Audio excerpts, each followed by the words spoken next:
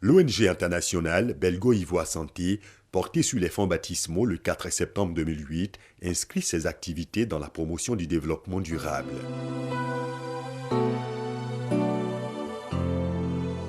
L'une de ses missions prioritaires est la santé pour tous à travers l'éradication de la hernie inguinale sur toute l'étendue du territoire ivoirien.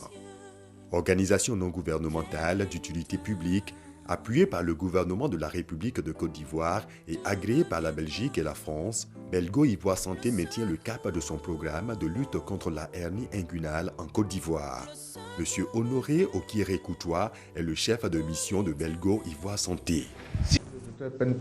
Chirurgien généraliste exerçant à l'hôpital général d'Aniama. Je collabore avec l'ONG depuis environ 4 ans. Les interventions les plus courantes sont les hernies. On a pris en charge sous le ressort de l'ONG.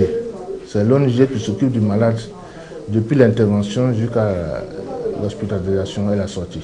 En 2011, on a eu 673 opérations, dont 200 hernies. Et en 2012, nous avons eu 1053 interventions, dont 307 hernies. Vu le nombre élevé de cette pathologie, je pense que l'ONG est bienvenue. Ça aide énormément les malades nécessités. En Côte d'Ivoire, ce sont plus de 2 millions de jeunes qui souffrent de la hernie inguinale. Face à ce fléau, l'ONG Belgo-Ivoire Santé en appelle à la solidarité de tous pour rompre les chaînes de la pauvreté. Je suis Nayan Kabel, une artiste chanteuse de Côte d'Ivoire. Je suis l'ambassadrice de Belgo-Ivoire Santé, qui est une ONG qui vient en soutien pour tous les malades qui sont atteints de l'hernie inguinale.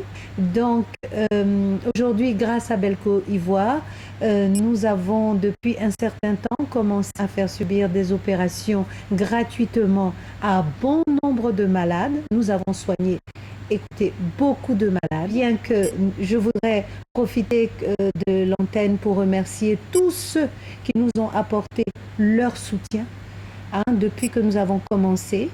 On voudrait leur demander de continuer parce que les malades qui souffrent de cette maladie ont énormément de problèmes, surtout quand ils sont très pauvres et qu'ils n'ont pas les moyens de se faire opérer. 2013, année de la santé en Côte d'Ivoire, voulue par le président de la République à son Excellence Alassane Ouattara, une année que veut mettre à profit l'ONG internationale Belgo-Ivoire Santé, car la pauvreté ne doit plus être une fatalité.